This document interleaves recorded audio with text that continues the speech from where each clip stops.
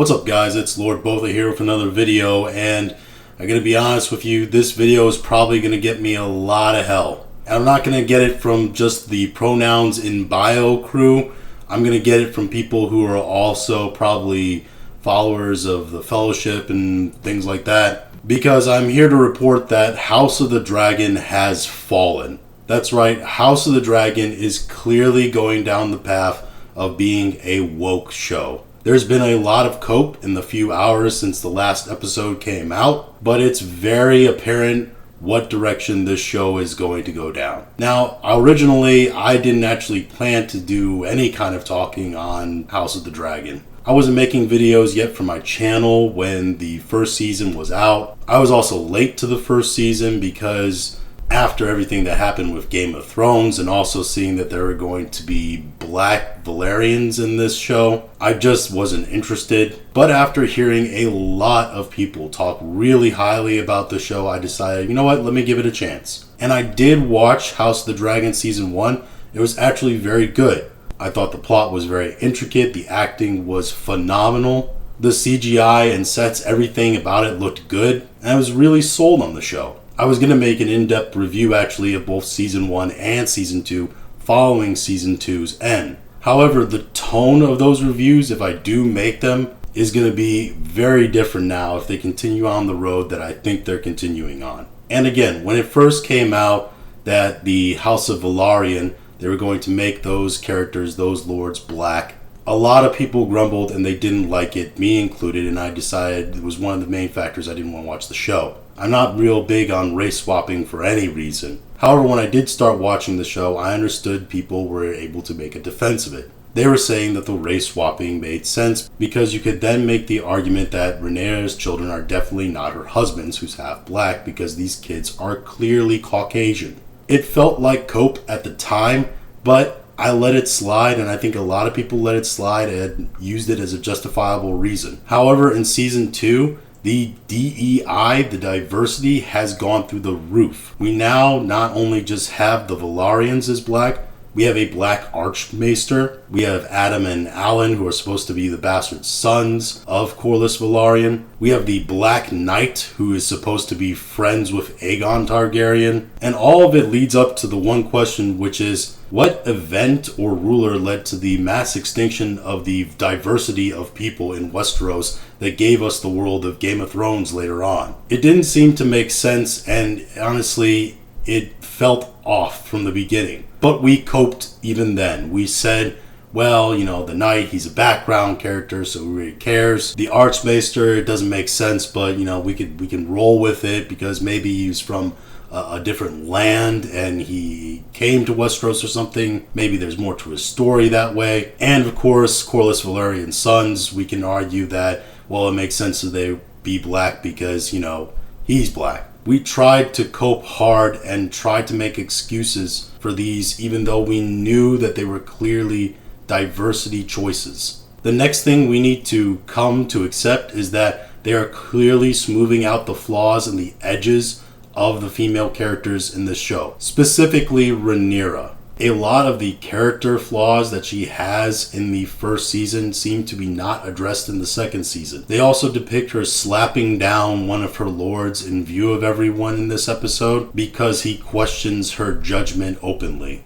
And she says the line, "It's my fault that I allowed you to forget to fear me." Now, on its own, this line doesn't seem to be that much of a thing, and you think that it would make sense for her to want to get tough being a ruler during a war period, even if she is a woman. But the problem is they keep going back and forth between her being this gentle, soft, sort of diplomatic leader while also making her want to be a girl boss fighter. And I think what they're going to do is they're going to show that she's a lot better at being a girl boss fighter than a diplomatic leader, because that's really what they want the character to be. They want to depict her as Visenya, even though she's not supposed to be Visenya. In fact, her character is supposed to be recovering from a very brutal miscarriage at this time. Essentially, I think they're making her a cross between Visenya and Daenerys. They want their tough warrior badass queen. even characters like Alicent, they're starting to smooth the edges of her as well. As much as they blame Alicent for kind of starting the war, they also continuously make her seem like a pitiable victim. Finally, you also have Alice Rivers. Now, I actually quite like the Daemon storyline. I like his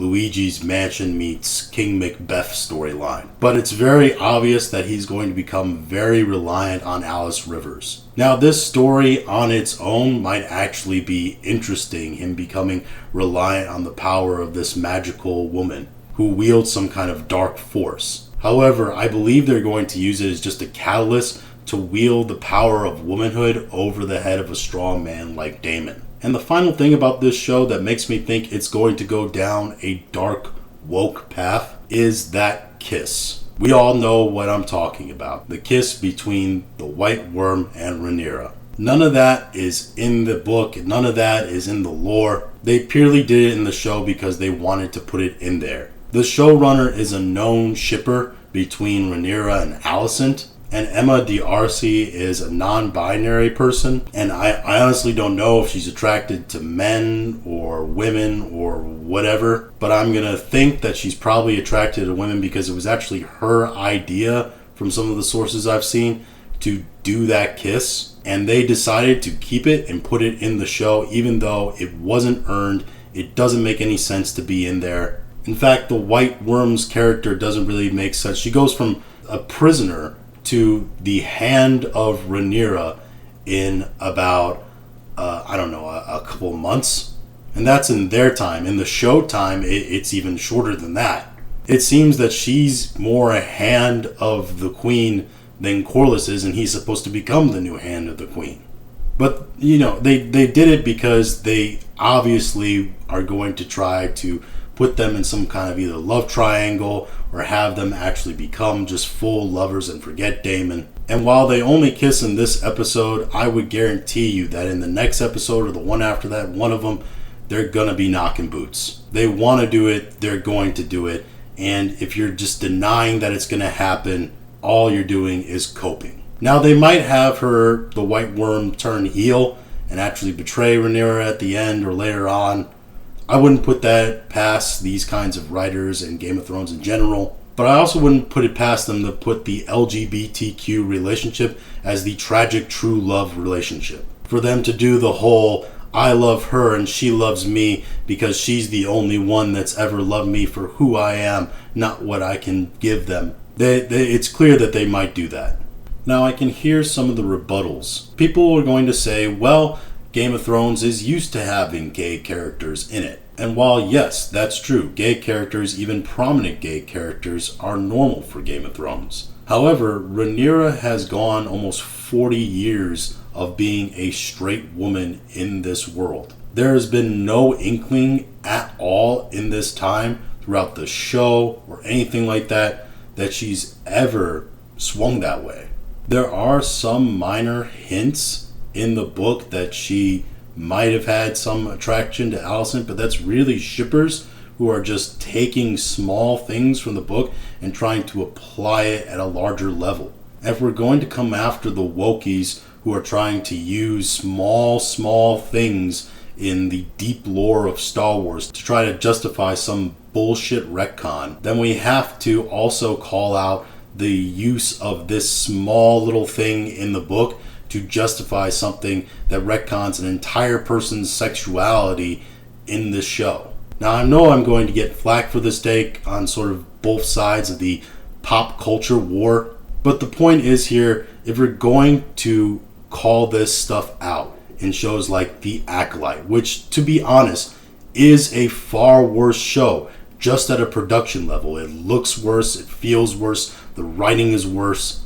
We also have to call this woke DEI stuff out in shows that are far better production shows like House of the Dragon. Because when we only call this kinds of stuff out in things that are objectively shit, it doesn't carry as much weight as when we call it out in things that do have some elements that are good to them. And it also makes us look like shills and cope artists when we don't call it out. Hopefully they can right the ship. Hopefully they can change it. I will watch the rest of the season. We'll see if I make my reviews or not. But these are my thoughts on the latest episode and kind of where the direction of the story I think is going. And I don't like it. If you guys have your own thoughts, go ahead and leave them in the comment section. If you like this video, please like, share, and subscribe. If you didn't like this video, I appreciate you watching this long, and we'll talk to you again later.